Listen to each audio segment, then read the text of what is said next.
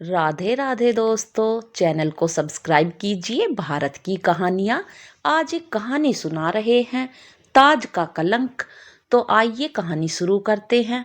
मुगल काल में कई प्रेम कहानियाँ हुई हैं और मुमताज शाहजहां की तो जग जानता है।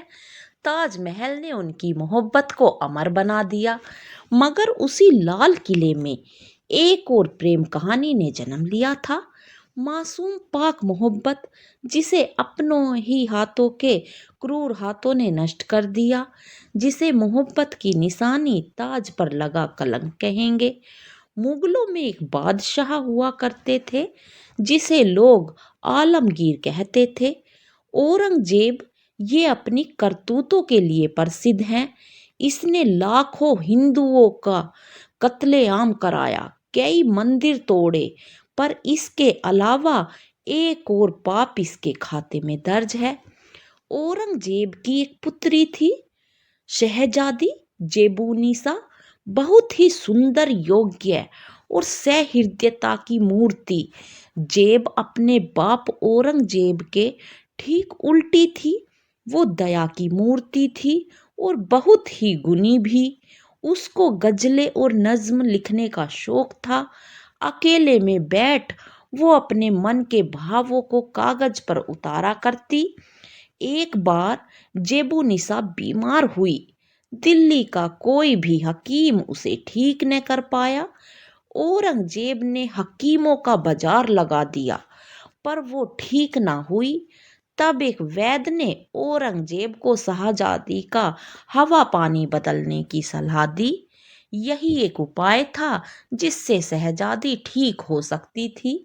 वैद्य की सलाह मान औरंगजेब अपने साजो सामान के साथ जेबू निसा को ले लाहौर की ओर जाता है। लाहौर में औरंगजेब का हाकिम आकिल खान शासन करता था।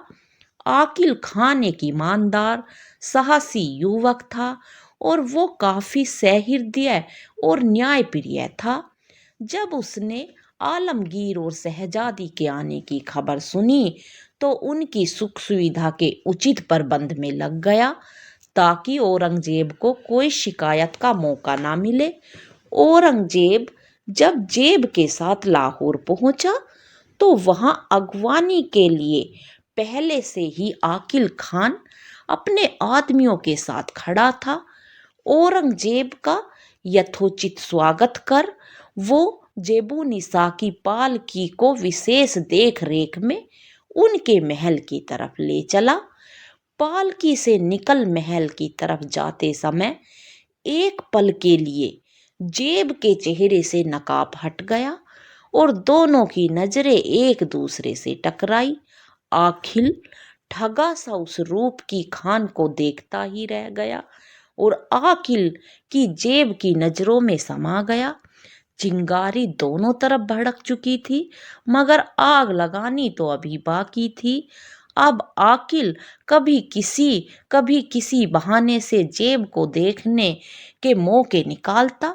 उधर जेब का भी कुछ यही हाल था। एक तो लाहौर की आबो हवा और कुछ आकिल का साथ, जेब जल्दी ही ठीक हो गई। इस बात से खुश हो औरंगजेब ने दिल्ली जाते समय जेब को और एक महीने लाहौर में ही रहने की हिदायत दी और खुद वापिस चला गया। औरंगजेब के जाते ही दोनों की मोहब्बत को पर लग गए। आकिल ने अपने प्रेम की निशानी के तौर पर एक नए महल का निर्माण शुरू किया और जेब को बार बार देखने की लालसा में वो उस महल के मजदूर का काम करने लगा। पर उनकी ये प्रेम लीला भला दिल्ली के गुप्तचरों से कब तक छिपी रह सकती थी। इसकी खबर औरंगजेब तक एक दिन पहुंचनी ही थी, सो पहुंच गई। औरंगजेब ने प्रत्यक्ष किसी को कुछ न कहा। उसने जेब को वहां से बुलवा लिया और उसके आते ही उसको निकाह के लिए कहना शुरू किया। पर जिबूनिसा ने हिम्मत कर कहा, अब्बा हजूर, हम अपना शरीके हयात अपनी पसंद से करना चाहते हैं। तो शहजादी आपके सामने दुनिया के एक से एक हसीन शहजादे को लाके हम आपको जिसको चाहे आप अपना शरीके हयात बना ले। अब्बू हजूर, हम लाहौर के हाकिम अकील खान से निकाह करना चाहते हैं।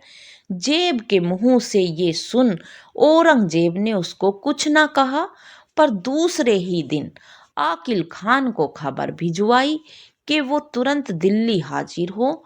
आकिल भी समझ गया कि ये बुलावा मौत का बुलावा है। वो लाहौर से भाग गया और गायब हो गया। जब जेब को पता चला कि आकिल जान बचा के भाग गया, तो बेचारी अपने बाप की क्रूरता पर तड़प के रह गई। औरंगजेब के जेब के सामने कई शहजादों के प्रस्ताव लेके आया, पर उसने निकाह करने से साफ इनकार कर दिया।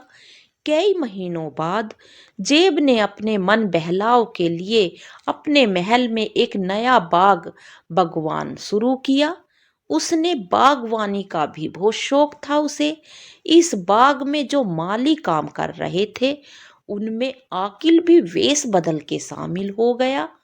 इसी बहाने से दोनों फिर से मिलने लगे। कभी कभी आकिल हंस के जेब से कहता, तेरी मोहब्बत में माली बना दिया। एक रात आकिल वेश बदल के जेब से मिलने उसके महल में आया था। आज की रात पता नहीं क्यों जेब बेचैन थी। आकिल के आते ही वो उसके सीने से लगकर बोली, आज मेरा दिल बहुत घबरा रहा है। खुदा खैर करे। अगर आज ऐसा लग रहा है कि आज हमारी आखिरी रात है। जेब मेरी जान, मेरे जीते जी तुम्हें मुझसे कोई जुदा नहीं कर सकता। सिर्फ मौत ही हमें अलग कर सकती है। कुछ मत कहो आकिल, आज की रात मैं अपनी मोहब्बत के नाम कर देना चाहती हूँ। और दोनों प्यार के सागर में गोते लगाने लगे। इधर किसी ने औरंगजेब को खबर कर दी कि आकिल वेश बदलकर इधर किसी ने औरंगजेब को खबर कर दी कि आकिल वेश बदलकर शहजादी के महल में आया हुआ है।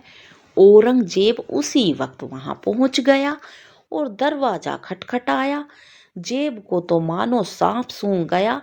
अब कोई दूसरा रास्ता भी नहीं जहां से आकिल को बाहर निकाल दे। ना ही उसे छिपाने के लिए कुछ नजर आया। बस पानी की एक बड़ी सी देग रखी थी। उसने आकिल को उसी में छिपा दिया और दरवाजा खोल दिया।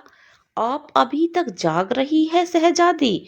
औरंगजेब चाशनी में डूबी आवाज से बोला।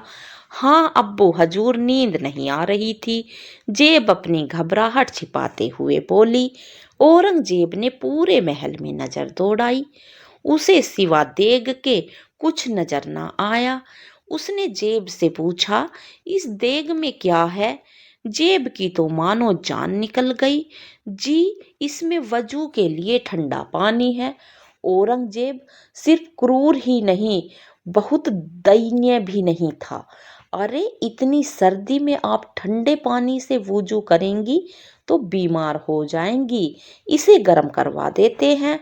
और इतना कह तुरंत अपने आदमियों से आग जलवा वो देग चूल्हे पर चढ़वा दी। जेब किसी तरह मौका निकाल देग के पास आई और बोली, आकिल, हमारी मोहब्बत का वास्ता, आज हमारी मोहब्बत की इज्जत बचानी है। मुंह से उफ तक ना निकालना। जेब, मैं तो तुम्हारा परवाना हूँ, जल जाऊंगा, पर मोहब्बत को बदनाम नहीं करूंगा। और सच में ही आकिल उसके अंदर जल के मर गया, पर उसने उफ तक ना की। जब औरंगजेब ने देख लिया कि आकिल अब मर गया होगा, तो वो बिना कुछ कहे वहां से चला गया।